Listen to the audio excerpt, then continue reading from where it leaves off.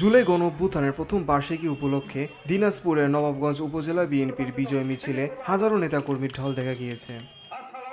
2024 জুলাইয়ের ছাত্র জনতার ঐতিহাসিক গণঅভ্যুত্থানের এই বিজয় মিছিল সফল করতে উপজেলার বিভিন্ন স্থান থেকে হাজার হাজার বিএনপি নেতাকর্মীরা অংশ নেয়।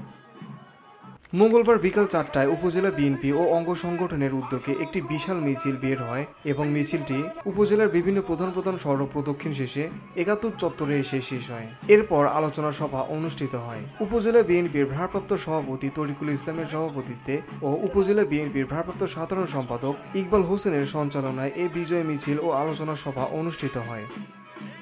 আলোচনা সভায় বিএনপি নেতারা বলেন, দীর্ঘ 17 বছর অনেক জুলুম নির্যাতন সহ্য করে ছাত্র জনতার আন্দোলনে গণ অভ্যুত্থানের মধ্য দিয়ে আমরা নতুন দেশ ফিরে পেয়েছি। ফ্যাসিস্ট সরকারের পতনের আন্দোলনে অনেক ছাত্র জনতাকে প্রাণ দিতে হয়েছে, শত শত বাবা মায়ের বুক খালি হয়েছে। আজ আমরা সেই শহীদদের প্রাণ ভরে স্মরণ করছি।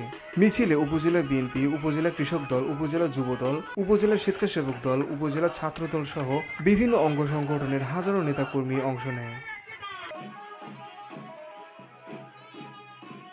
VOD Bangla news desk.